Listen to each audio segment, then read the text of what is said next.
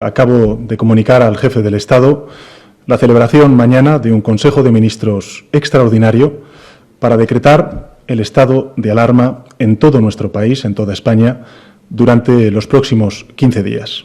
Estas foron as palabras que cambiaron a nosa vida para sempre. Coa entrada en vigor do estado de alarma comenzaban hai un ano os medos e as incertezas. As rúas quedaban completamente baleiras e os balcóns convertíanse no noso escenario particular. Os bicos e abrazos daban paso ás videochamadas e co confinamento coñecíamos un pouco máis aos nosos veciños. Momentos que quedarán para sempre na nosa memoria.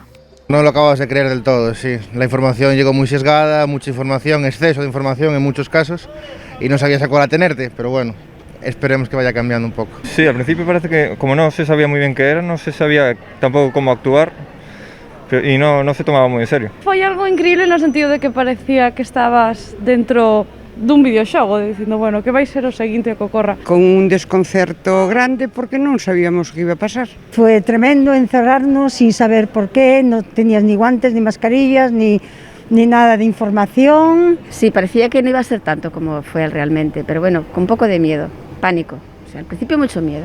O confinamento obrigounos a parar e a reflexionar. Este período cambiou os nosos hábitos de vida e as máscaras e os seles hidroalcohólicos convertéronse nos nosos mellores aliados. Pouco a pouco o silencio na rúa desaparecía e as cidades volvían a encherse de vida. Ahora mismo es Pontevedra y yo que es otro rollo, ¿sabes? Antes estaba casi todo vacío, ahora la gente sale a la calle, vamos, como si fuera otra vida distinta. Tras un ano de pandemia, a esperanza está máis presente ca nunca coas campañas de vacinación. Agora é o momento de mirar ao futuro con optimismo, pero sen esquecer a responsabilidade individual. Bueno, yo creo que está mejor, que vamos a mejor, pero no sé si viene otra ola. Ahora hay que tener cuidado, porque hai demasiados mortos.